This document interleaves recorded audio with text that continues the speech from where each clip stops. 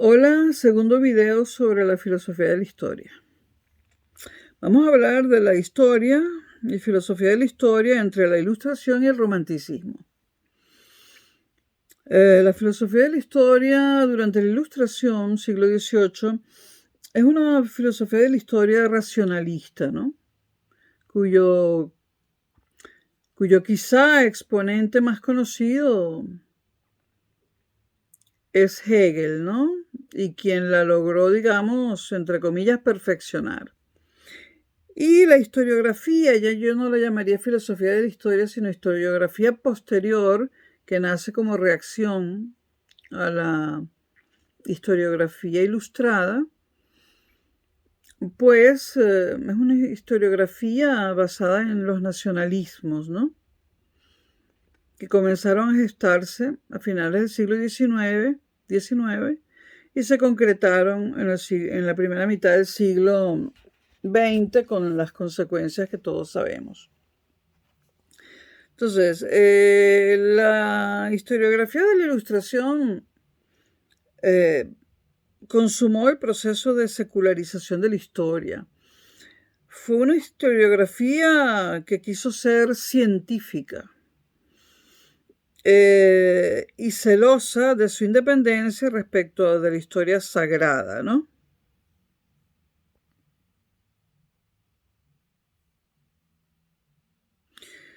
Era una filosofía, o es una filosofía quizás de un optimismo progresista. Ahora, esta filosofía, esta historiografía dio paso a una historiografía totalmente distinta, con un talante presidido por la nostalgia del pasado. Esto puede deberse a la Revolución Francesa de 1789, la Revolución Burguesa, ¿no? Porque la Revolución vino, a fin de cuentas, después de ella vino la Restauración, ¿no?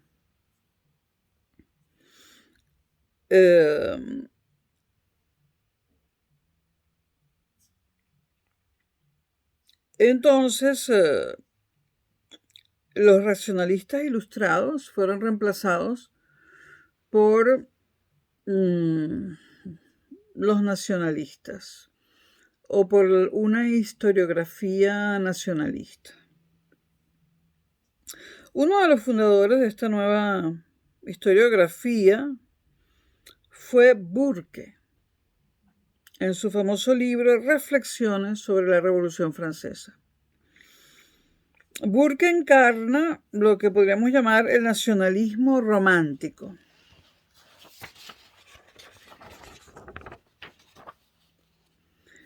En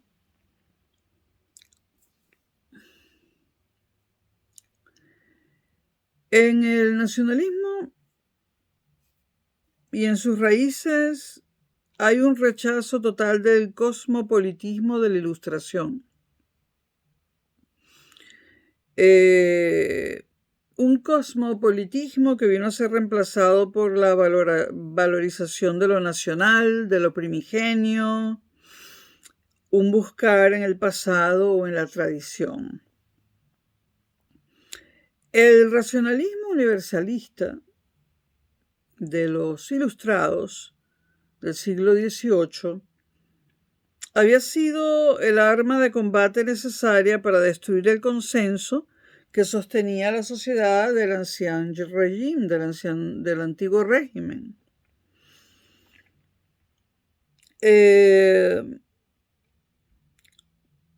Ahora, el nacionalismo romántico, que mitifica el pasado colectivo de una comunidad, y si ese pasado no existe cohesionado, pues lo cohesiona a la fuerza, ¿no? Trata de crear una nueva coherencia, busca establecer un nuevo consenso, basado ahora en la idea de nación y no en la razón. La razón es reemplazada por la nación. En la verdad de la comunidad de los hombres de un grupo determinado, caracterizados tal vez por su lengua y su cultura, pero sobre todo por el hecho de compartir un pasado común y un Geist igualmente común. Un Geist en alemán, espíritu, un espíritu común.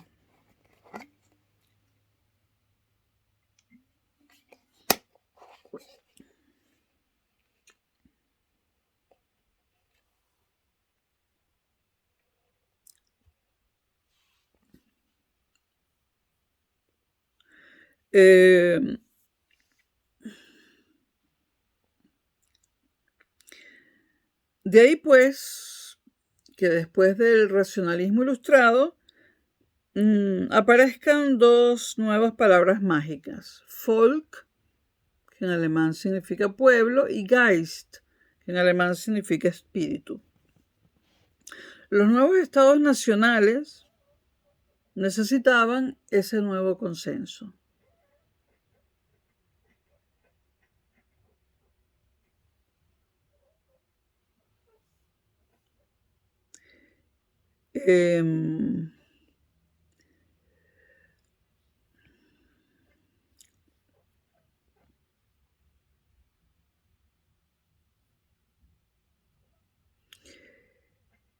Ese nuevo consenso que necesitaban los nuevos estados nacionales, o los nuevos estados nacionales, ¿no? Tal vez explique la protección y el estímulo que en ese nuevo periodo histórico pasaron los gobiernos a prestar a la investigación histórica, sobre todo y cómo no en Alemania. La realización de la nación alemana traería pues la felicidad para todos. Los viejos emblemas de identificación militar, como lo son o como lo eran los himnos y banderas, cobran entonces un nuevo significado y pasan a convertirse en el símbolo y signo distintivo de las comunidades nacionales.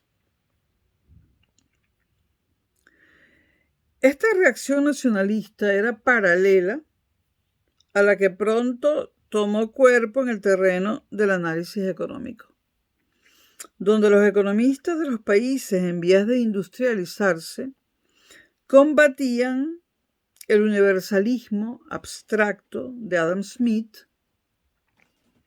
y de la economía clásica inglesa, es decir, el liberalismo entendido como laissez-faire. La gran obra de Adam Smith, las bases sobre la investigación de las bases de la riqueza de las naciones, podríamos decir que es una obra del racionalismo ilustrado, ¿no? Esto viene a ser sustituido por políticas económicas nacionales, ¿no? Y se habla de prestar atención al desarrollo de la propia base económica. Un desarrollo nacional que tenga que ver con la historia de ese pueblo y que seguramente sería distinto en cada nación. Entonces queda atrás el universalismo de Adam Smith. La nueva historiografía surgida de la reacción nacionalista ya no se interesará por analizar las causas que explican la evolución de las sociedades humanas en general. Tampoco se va a preocupar por cuestiones tales como la decadencia del Imperio Romano, por citar una de las obsesiones más importantes de los ilustrados racionalistas. La historia en esta época nacionalista pasa a ser la historia del grupo nacional y los precedentes que lo configuraron desde un pasado remoto.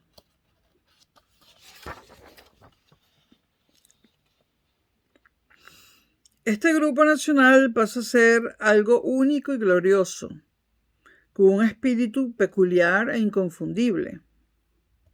La historia del grupo nacional se narrará como una epopeya.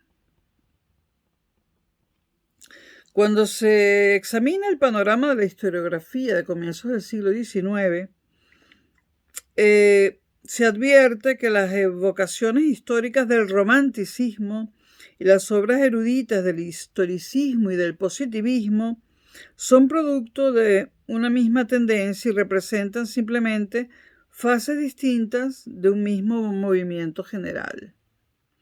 La reconstrucción de las historias nacionales exigía una considerable labor de investigación erudita. La otra cara de la moneda del romanticismo nacionalista fue la publicación de colecciones de documentos, la sacralización artística de ciertas ruinas y monumentos, la proliferación de las sociedades históricas, etcétera, etcétera.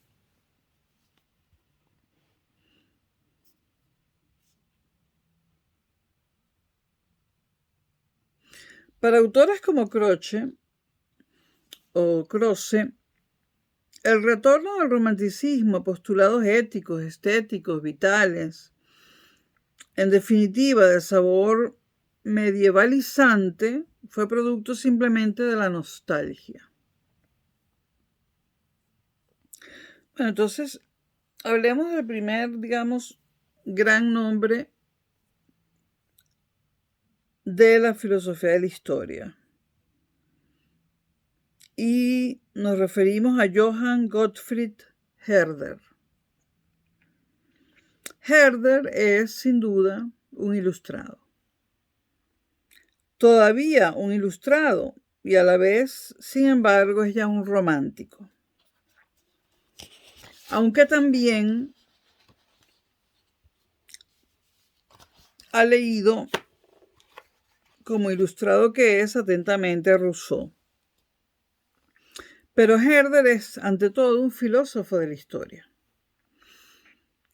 Alguien que trabaja con las armas del concepto para encontrar, por debajo de la aparente caoticidad y azarosidad del discurso histórico, una racionalidad subyacente, un sentido del mismo, un sentido del discurso histórico,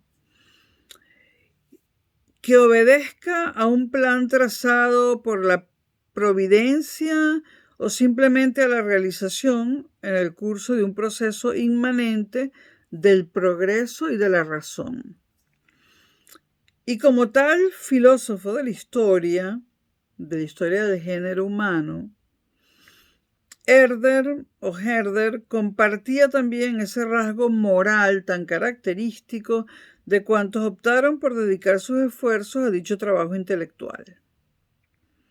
Y ese rasgo era la repugnancia a aceptar como inútiles los esfuerzos humanos, la negativa a aceptar el mal social como algo para lo que no hay explicación ni justificación posible, el horror sencillamente a la apariencia de sinsentido de los acontecimientos históricos. Es posible que este sea un rasgo metafísico. Lo cierto es que este rasgo, esa querencia de racionalidad, es el único eje definitorio de la ambición y del quehacer de cuantos han dado en allegarse intelectualmente a la filosofía especulativa de la historia, de la que hablamos en el video anterior. El término filosofía especulativa de la historia fue acuñado, por cierto, por W. H. Walsh. Al igual que la totalidad del pensamiento ilustrado del siglo XVIII, Herder piensa que la historia es una escuela que educa para participar en la competición por alcanzar las más valiosas coronas de la humanidad y de la dignidad humana. La historia entendida como un estudio de la humanidad en mayúscula, ¿no? Herder utiliza siempre la voz Geschichte, no el latinismo history. Y no se trata de un dato irrelevante. Geschichte en alemán significa historia, pero también significa cuento.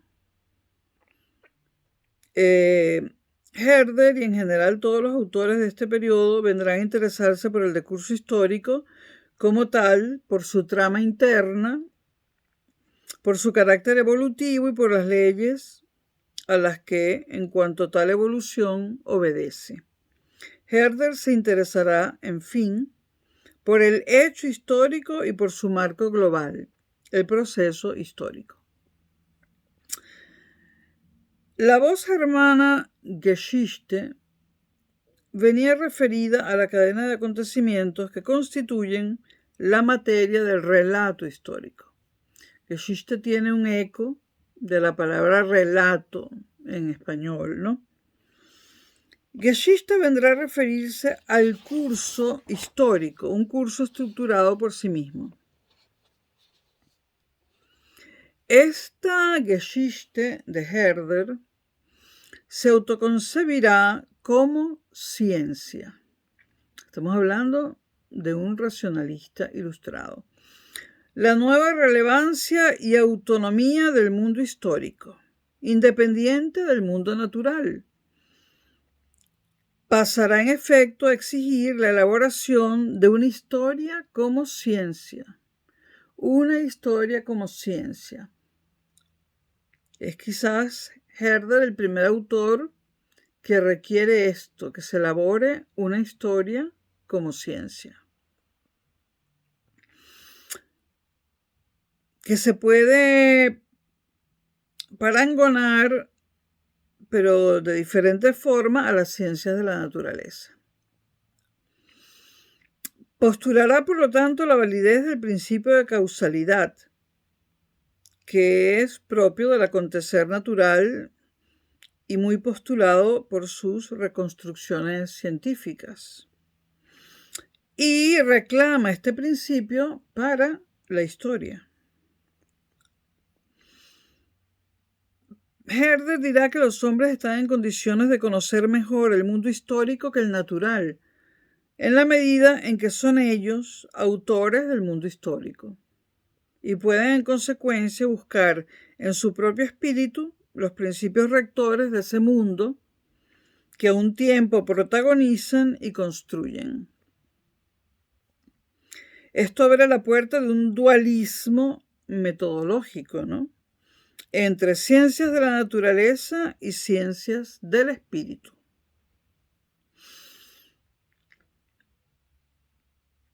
Creo que ya dije que el libro fundamental de Herder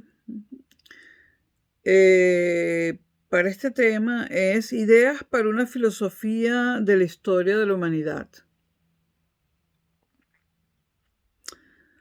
Podríamos decir que Herder, con Voltaire, fue el fundador de la filosofía de la historia. Lo que Herder publicó en 1784 fue una historia filosófica.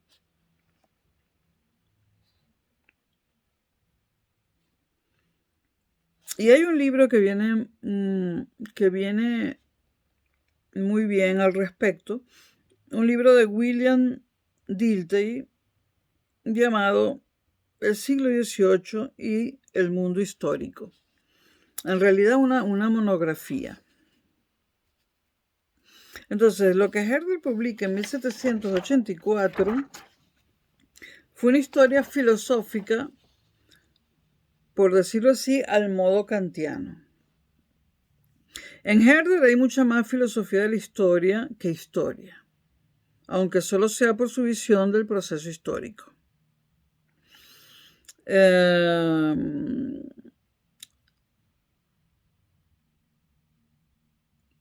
Hay más filosofía de la historia en la vertiente de la filosofía especulativa de la historia.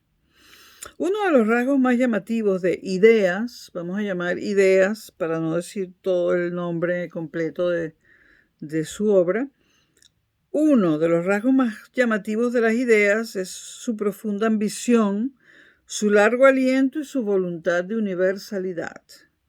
de universalidad en el sentido más literal del término, dado que las ideas dan cuerpo discursivo a una doble historia total, una historia de la naturaleza y una historia de la humanidad.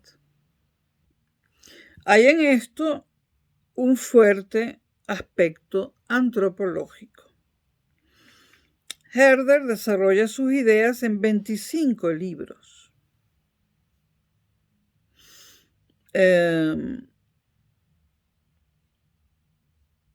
Herder percibe un orden y ve en este orden, desde luego, un plan divino. Para él este orden es fruto de un plan divino. La historia de la naturaleza y la historia de la humanidad son concebidas, por otra parte, por Herder, como constitutivas de una totalidad. Ese concepto de totalidad que Hegel teorizará definitivamente a la mera suma de sus partes. Y ese concepto de totalidad es igualmente asumido por Herder como prueba de notable valor sintético de la existencia del plan divino del que acabamos de hablar. El plan divino. Ese plan divino que produce el orden del que habla Herder. Ahora, hay dos niveles, dos momentos, el de la naturaleza y el de la humanidad. Una humanidad cuya realización es definida por Herder como el objetivo supremo de la divinidad. A esa Naturphilosophie, en alemán, filosofía de la naturaleza, en esa Naturphilosophie el hombre es concebido ante todo como cumbre de la creación, pero también como el agente de la historia. El hacer del hombre se orienta en torno a un objetivo prefijado, para cuya realización ha sido el hombre dotado de una serie de características. Estas características son las siguientes para Herder. La posición vertical, que diferencia al hombre de las restantes criaturas. La superioridad de su cerebro, la mayor finura de sus sentidos, la habilidad de sus manos, el lenguaje mediante el que piensa y razona, sus virtudes morales y religiosas. Herder enumera 7 de estas últimas virtudes morales y religiosas. La aspiración a la paz, la capacidad humana de dominio de los apetitos, el cultivo de la simpatía, la sociabilidad, la aspiración a la veracidad y a la justicia, la autoconsideración del hombre como obra de Dios que guía su búsqueda de satisfacción en la religión, y su deseo, en fin, de perfección e inmortalidad. El hombre, la entera fuerza vital para Herder, esa fuerza a la vez una y plural, muta y desemboca en la aparición del espíritu. En el hombre lo orgánico se transforma en efecto en lo psíquico. Y esto es importante, esta idea.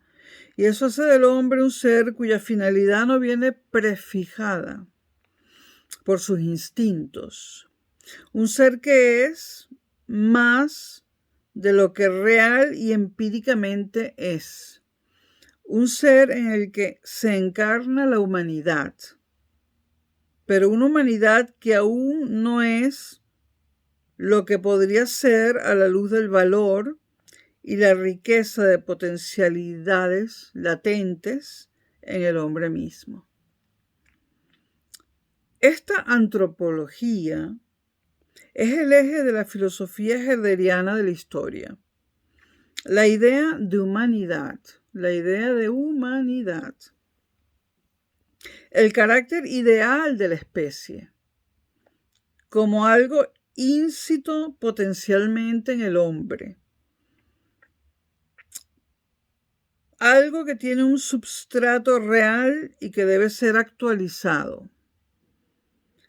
Una suma, en fin, de potencialidades o predisposiciones que han de ser desarrolladas y llevadas a plenitud a lo largo de todo un proceso que Herder concibe como básicamente educativo. Solo una vez consumado este proceso podrá decirse que la humanidad habrá al fin llegado a su estadio supremo. Un estadio caracterizado por una organización social integrada formada por hombres genuinos, hombres que habrán actualizado ya todas sus potencialidades. Un estadio en el que al fin podrá pues hablarse de hombre y de humanidad.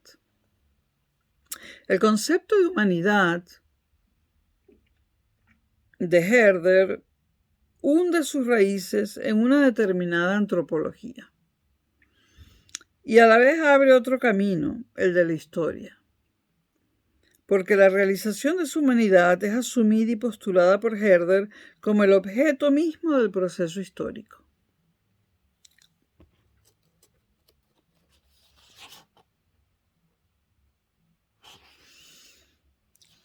La influencia de la geografía y el clima sobre los hechos históricos es analizado por Herder también.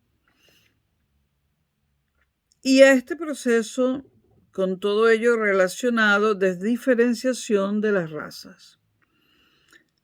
Aunque Herder es un erudito, parte siempre de los hechos.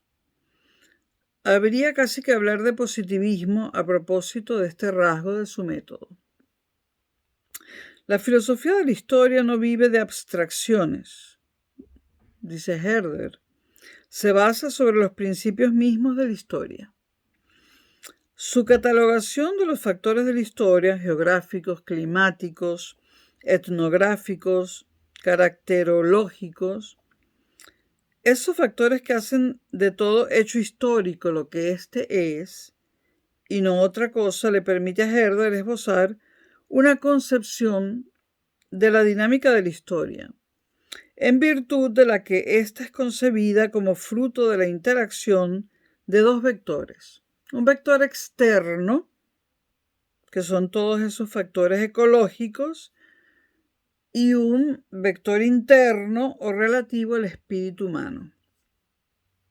Herder reivindicará un determinado pluralismo dinámico.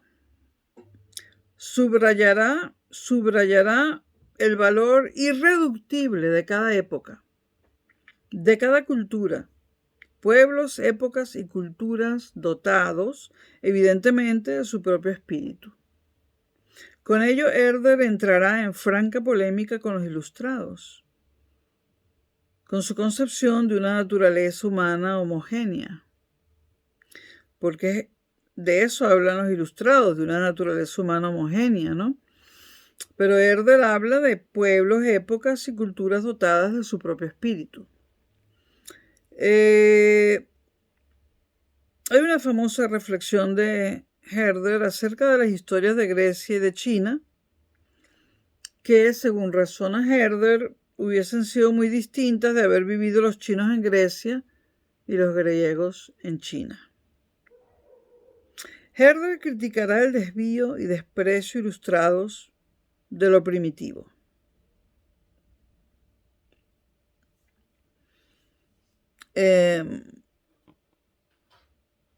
A este respecto, me molesta la vista, pero eso es así.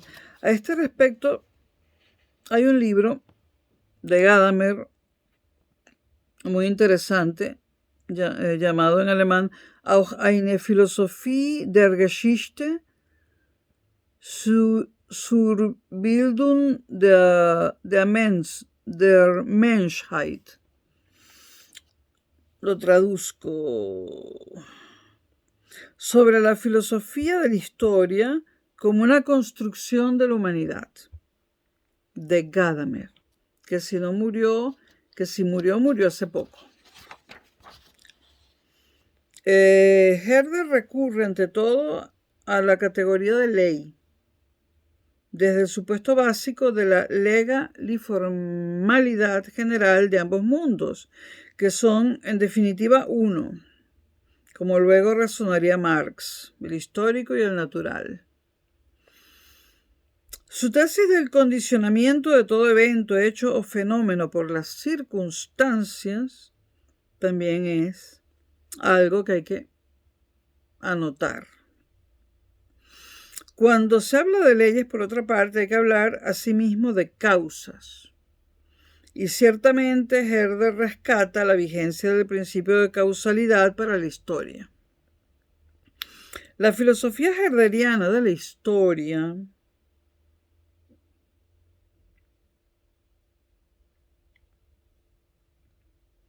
y estamos, cuando hablamos en este caso de filosofía herderiana de la historia, estamos hablando de la filosofía especulativa de la historia, porque a esa rama pertenece Herder, ¿no? Y la filosofía especulativa de la historia realmente es la tradicional, ¿no? Es decir, la clásica. Entonces, la filosofía especulativa, herderiana de la historia, es un producto ambiguo.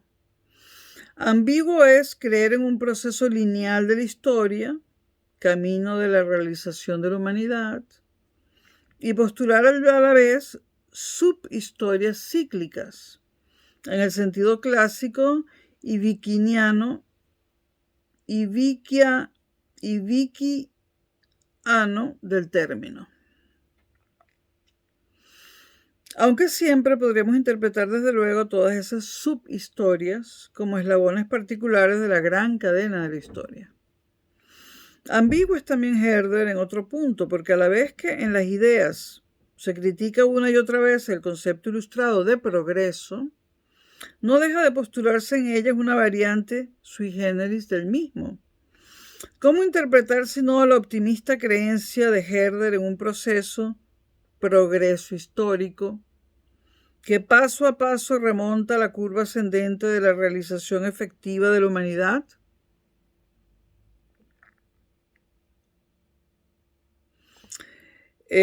Porque Herder cree que tal realización es algo que solo se conseguirá en el futuro.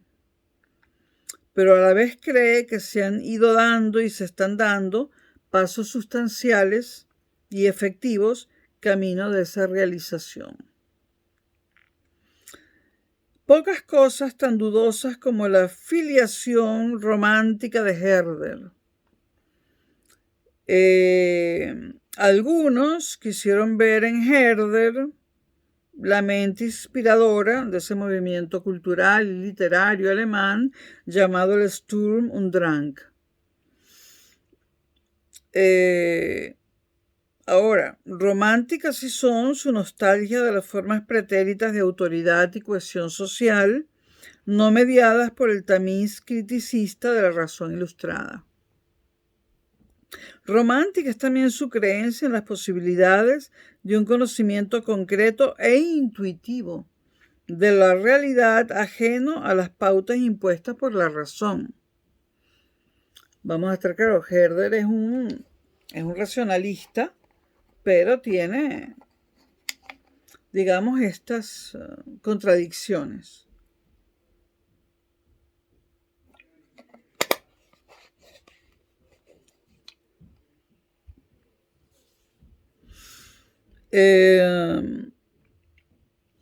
O lo que es igual, su reivindicación de la intuición como vía cognoscitiva privilegiada, que anticipa una concepción epistemológica llamada a tener notable fortuna. Una concepción epistemológica relativa al conocimiento de lo concreto, ¿no? Porque la intuición juega un gran papel en la teoría del conocimiento de Kant y no digamos ya en la teoría del conocimiento de Husserl. La intuición eidética de Husserl. Románticas son también su impronta historicista, su visión dinámica y organicista de las culturas, su reivindicación del valor explicativo o dialéctico de la causa final, su anticipación de la categoría de totalidad o su temprana remisión a la idea de un Volksgeist, es decir, un espíritu del pueblo, determinante del papel histórico de cada pueblo, su opinión, el reductismo analítico, etc. Romántico es también su propio concepto de humanidad, porque esa humanidad puede y debe ser interpretada como una variante sui generis de la idea general tan característica de la cultura romántica alemana, tan enraizada en su humus nutricio de una sociedad organizada, integrada, homogénea, compacta, sin fines encontrados, porque la razón en ella vigente no sería ya una razón escindida, sino unificada, como esa misma sociedad. Decididamente intacta ya de todo antagonismo. Una idea a través de quien supo llevarla a su plenitud verdadera. Y hablamos de Hegel, ¿no? Que llegaría hasta el marxismo, que la reconstruiría en clave clasista, como futura sociedad sin clase o sociedad comunista. Y a través del marxismo hasta los programas y utopías de organización social alternativa, todavía vigentes hoy en versiones más o menos radicales. Bueno, en Herder hay una idea efectiva de progreso y una idea de no menor relevancia filosófica histórica, la idea de una teleología histórica, de la historia, de esa historia que tiene una finalidad, un fin.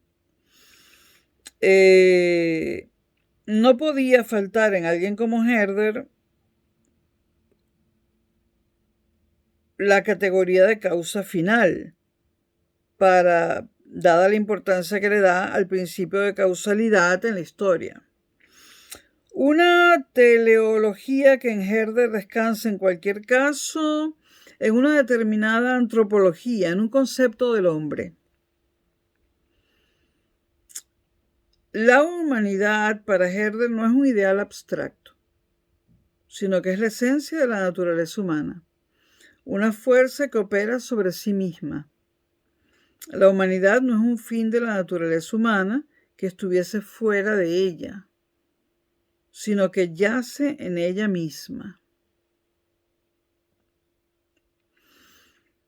No es otro el problema que vino a plantear Kant a propósito de la historia, y que se planteó esbozando la idea de una posible historia filosófica desarrollable en torno a dos ejes conceptuales, el progreso y la teleología. Teleología natural. En un momento dado, el propio Kant alentó el propósito de componer una historia a priori del género humano, y que caracterizó el proyecto de Herder como una historia natural del hombre con carácter universal.